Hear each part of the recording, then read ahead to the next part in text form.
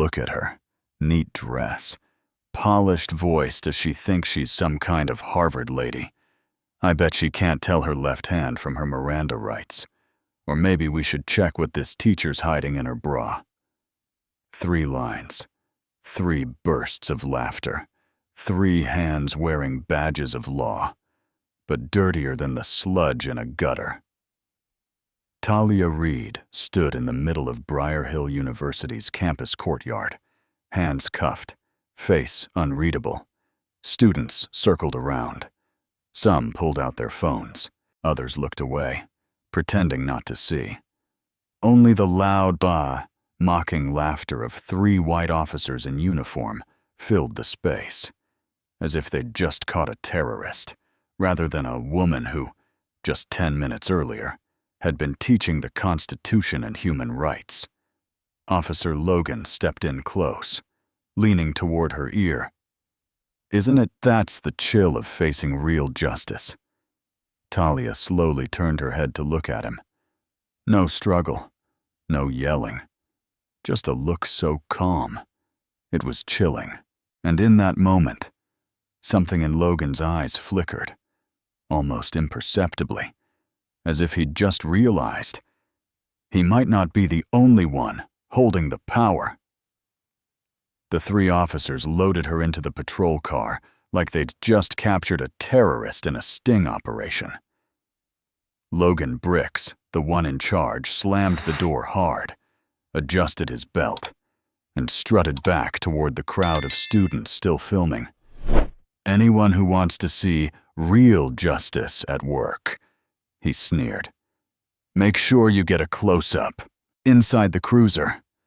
Talia Reid sat upright, hands cuffed tightly behind her back, head tilted slightly, eyes watching the world outside. A young female student was recording her with trembling hands. A small group of law students sat frozen in shock. No one really knew what had just happened.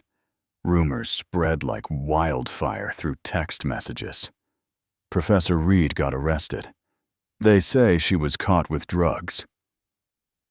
No way, that's impossible. The vehicle pulled away from Briar Hill University, leaving behind the first smoke of a brewing scandal. Talia didn't say a single word during the entire ride. Logan, behind the wheel, glanced at her through the rearview mirror and smirked. Usually, people like you scream, cry, demand a lawyer, or at least beg. You're kinda boring. Talia said nothing. The officer in the passenger seat, Denny Kyle, let out a low chuckle. Maybe she knows it's over. You know how these academics are. Think they're above the law.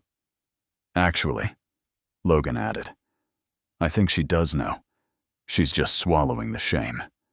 Right. Professor!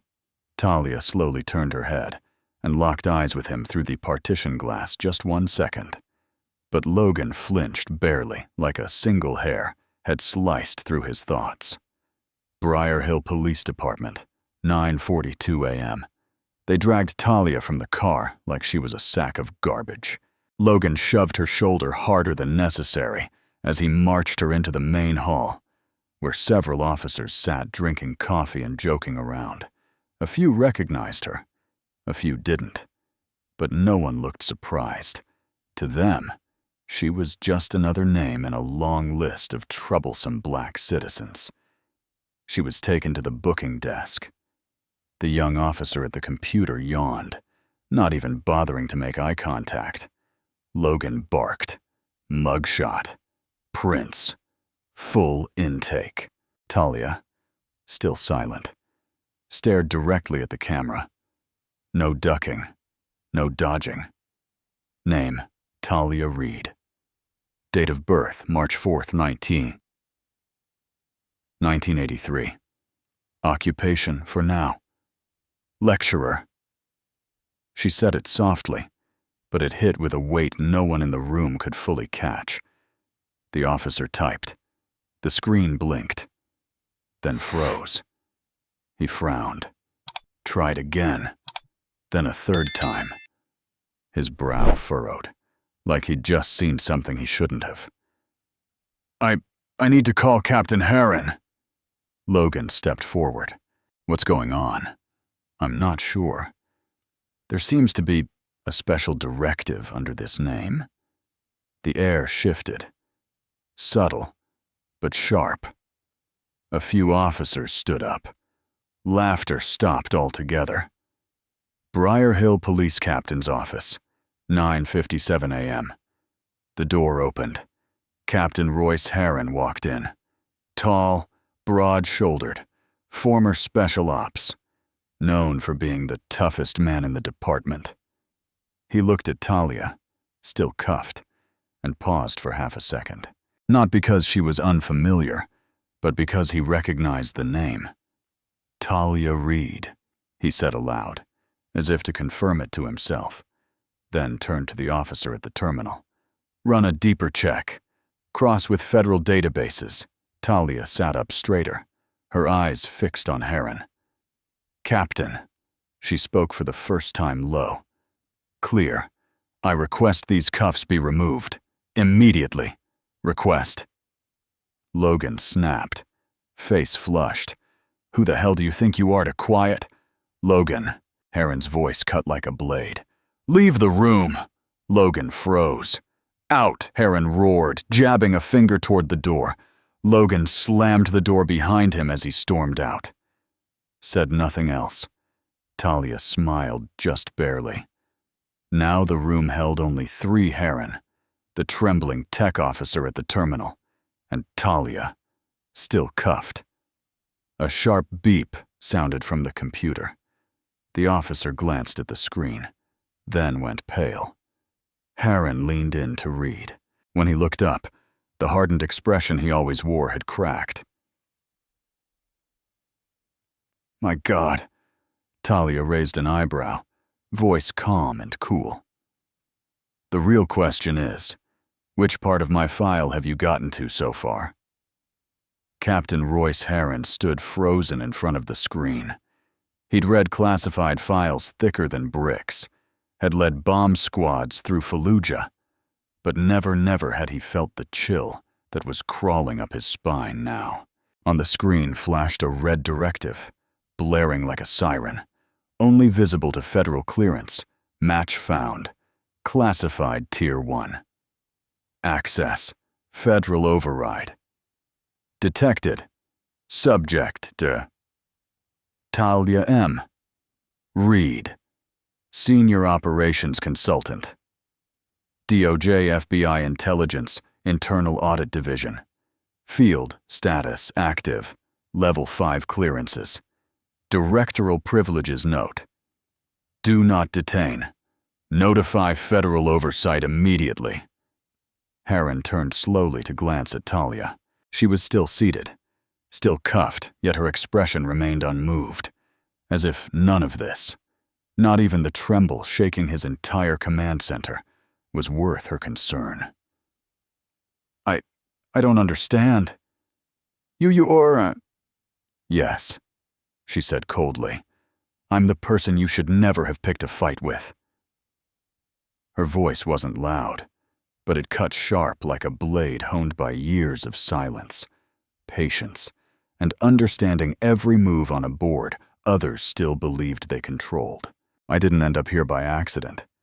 Captain Heron, Talia continued, locking eyes with him. I wasn't arrested. I allowed myself to be arrested. Royce swallowed hard. I need to call. There's no need to call anyone, she interrupted. My office was pinged 15 minutes ago. My team is already on their way. She turned her wrist slightly. Clink, the cuffs rattled.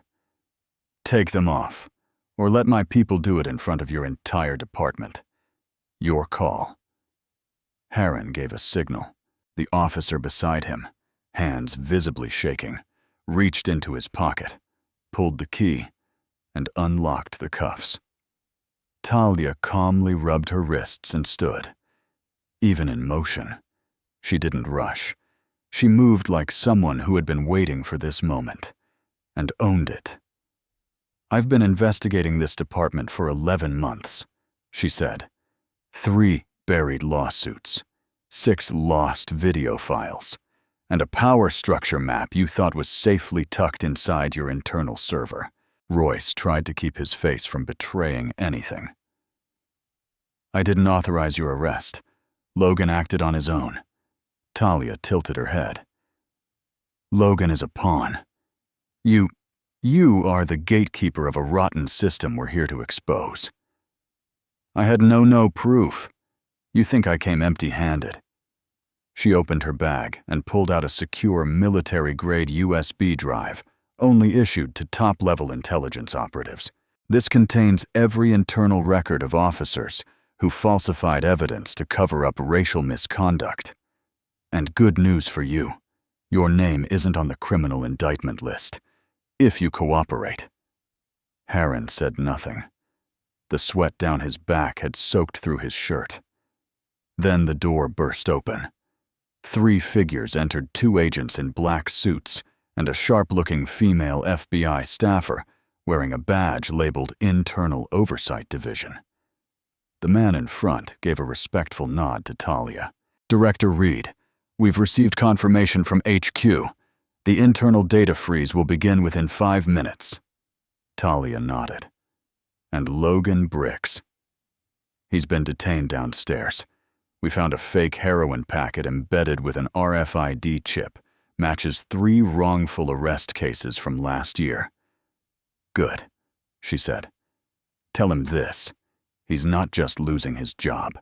He's losing his provisional citizenship under the newly activated federal clause. Royce Harren stepped back. His throat tightened. You're gonna burn this whole department down. What about the good officers? The families? You're going to destroy. All of it. Talia took a step closer. No. Captain, I'm here to save what's still worth saving. She stopped just inches from him. Her voice lowered, but every word hit like steel. You have 2 options. 1, cooperate with the investigation, sign the internal reform order. 2, be charged with complicity in abuse of power and racial discrimination. And if I refuse, Talia's eyes didn't blink.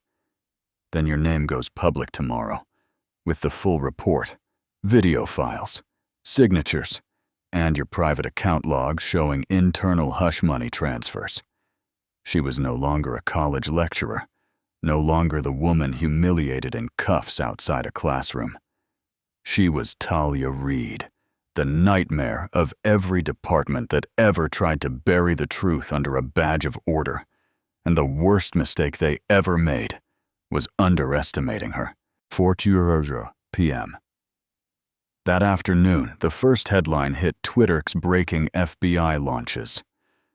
Full investigation into Briar Hill Police Department. After unlawful arrest of federal expert.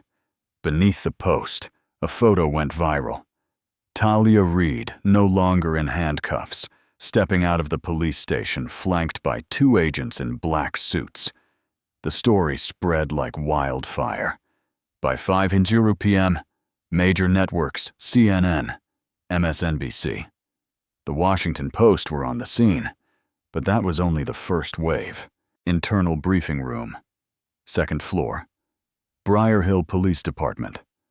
All precinct captains, district commanders, and unit supervisors were present. Talia sat at the head of the table, beside her special agent Sarah Klein, head of Internal Reform Coordination for departments flagged for systemic abuse. No one laughed, no one spoke, because they'd all heard Talia Reed wasn't here alone. She represented a newly activated federal commission. I'm not here to talk about feelings, Talia began calmly. I'm here to talk about facts. She clicked a remote. The large screen lit up behind her. From 2017 to 2024, the Briar Hill Police Department recorded 100 internal complaints related to misconduct ranging from excessive interrogation and unlawful detention to planted narcotics. Nearly none of the victims were black. Only 3 cases were fully investigated. No charges filed in any of them. The air turned dense. A veteran lieutenant started to rise in protest. then caught a sharp look from Agent Klein and quietly sat back down. "This isn't just about ethics anymore," Talia continued. "This is organized crime embedded directly within your department's structure." She placed a USB drive on the table. On this drive, a power transfer map, a list of officers who accepted bribes to bury files, and the names of those who erased dashcam footage. Royce Harron sighed, placing both hands flat on the table, defeated. "How do you know all this?" Talia looked straight at him. "Because I was assigned to investigate your department. And I remember exactly what you said to me this morning back when I was just some black woman here for paperwork." Meanwhile, Mayor's office Mayor Tom Bernard, who had publicly defended the Briar Hill PD, received a call from Washington. "We've received the preliminary report. If you don't cooperate, the DOJ will release it to the public." "You can't be serious." "We are. And it's already happening." Bernard collapsed into his chair. His re-election campaign had just been punched square in the face, and he knew exactly whose fist it was. Talia Reid. 7:00 p.m. National broadcast news outlets began airing images of classified documents made public. Names of involved officers scrolled across the screen. Some immediately filed medical leave. One ripped off his name badge and fled to another state. But it was too late. The Federal Oversight Division had already frozen all exit records and issued subpoenas for 12 individuals. Among them, the reporter stated, Lieutenant Kyle and former Officer Logan Briggs. A phone confirmation from the FBI's Inspector General followed. "We are considering expanding the investigation to other districts should evidence prove Briar Hill is part of a broader system of racially motivated policing." And Talia, she remained seated in the briefing room, listening as those who once sneered at her now apologized, begged for second chances, or simply sat in silence. "I'm not here to destroy this department," she said. "I'm here to clean it up. And if any of you still want to serve with the true meaning of the word police, I need you. I need those willing to face their failures and start over." The door shut behind her. Talia stood alone in the long hallway, yellow light casting her shadow across the tiled floor. No one saw a victim anymore. They saw a woman once dismissed for her skin, her gender, her lack of a badge now leading a full-scale reform. And this was just the beginning. The next day, 10:00 a.m., the gates of Briar Hill City Hall were packed. Reporters from New York, Chicago, even national news outlets swarmed the scene like a storm. Dozens of cameras pointed at the makeshift wooden podium set up just beyond the front steps. A city spokesperson stepped forward. "Please remain calm. The press conference will begin shortly. And yes, today, you'll be hearing directly from the person behind the largest internal police investigation in this state's history." When Talia Reid stepped out, the entire crowd fell silent, not because they didn't recognize her, but because now, everyone knew exactly who she was. No longer a professor, no longer the arrested woman, no longer the one assaulted inside a police station. She was now the epicenter of a justice quake. On the podium, she wore a white shirt and gray blazer. No badge, no slogans, just her voice low, clear, unshaken. "My name is Talia Reid, Director of Internal Oversight Coordination.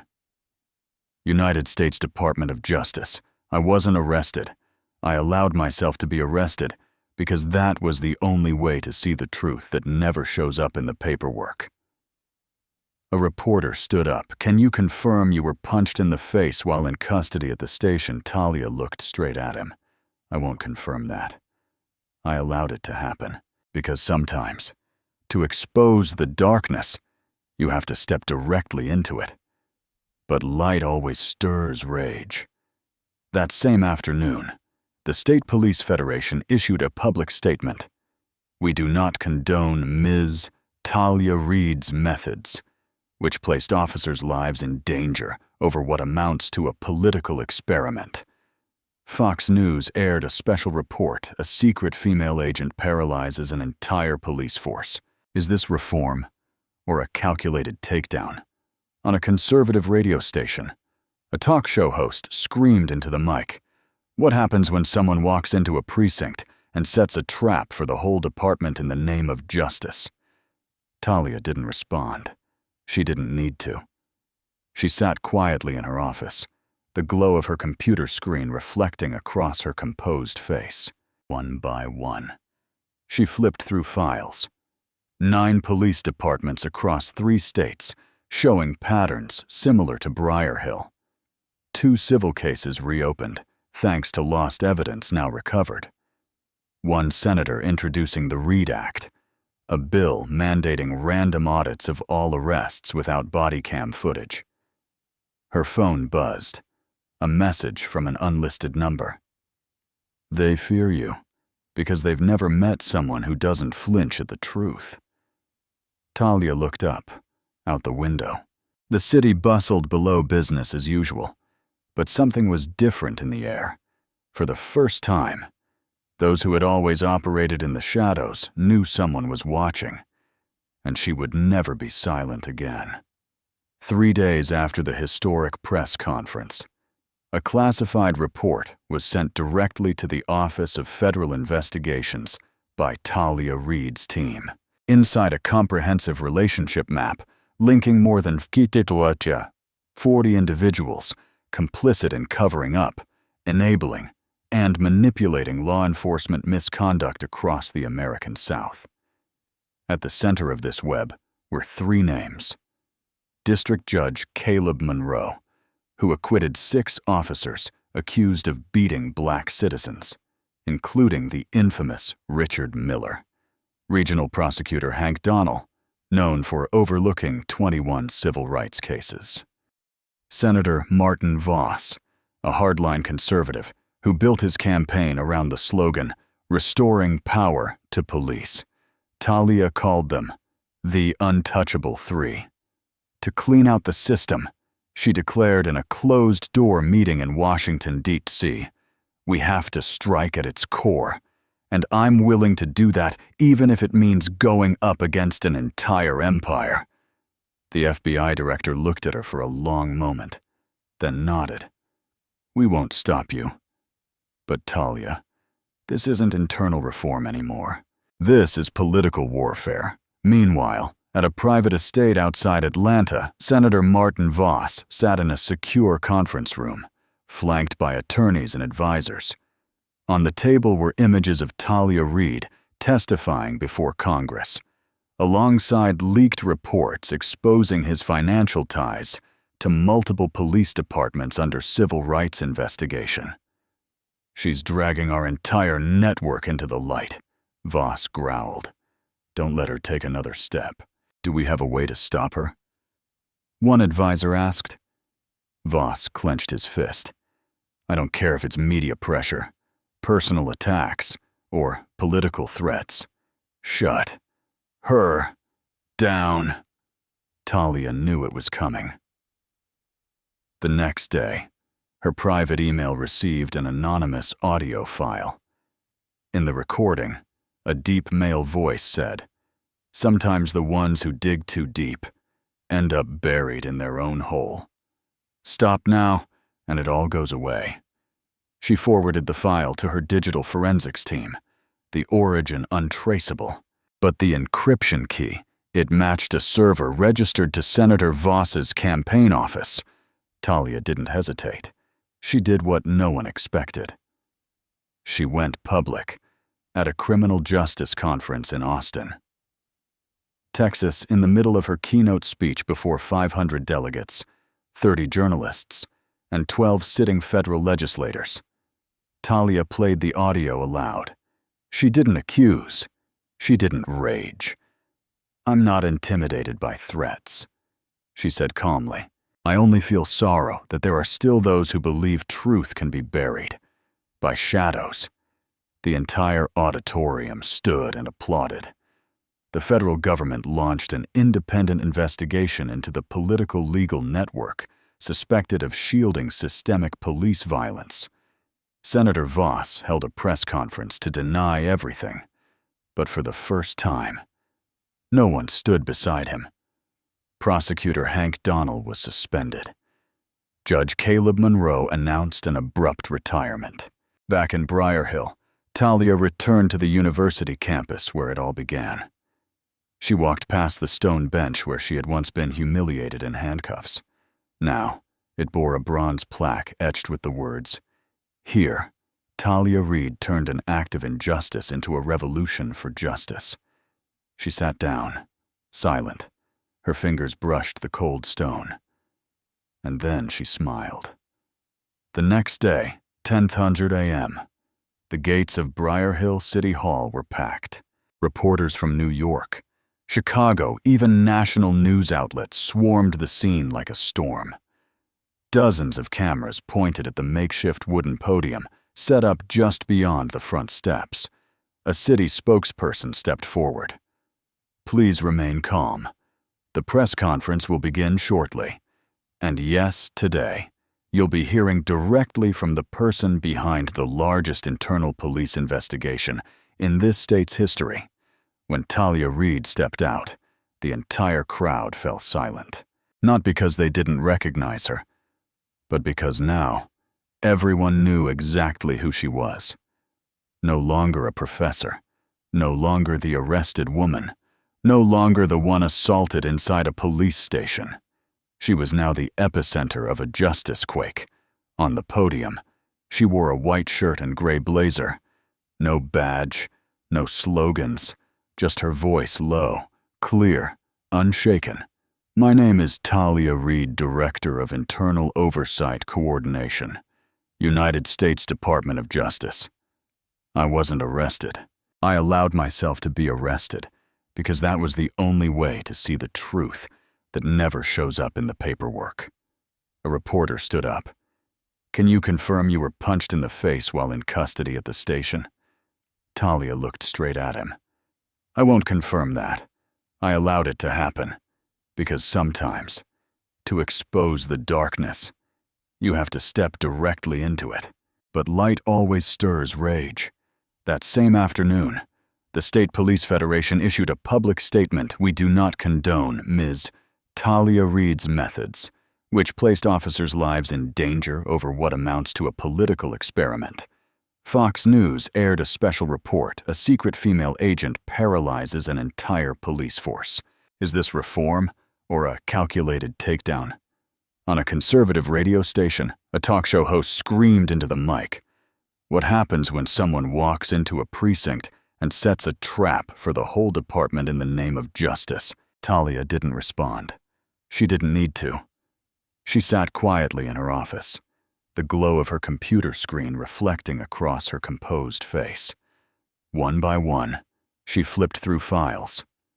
9 police departments across 3 states, showing patterns similar to Briar Hill. 2 civil cases reopened, thanks to lost evidence now recovered. 1 senator introducing the Reid Act, a bill mandating random audits of all arrests without body cam footage. Her phone buzzed. A message from an unlisted number: "They fear you, because they've never met someone who doesn't flinch at the truth." Talia looked up. Out the window. The city bustled below business as usual, but something was different in the air. For the first time, those who had always operated in the shadows knew someone was watching, and she would never be silent again.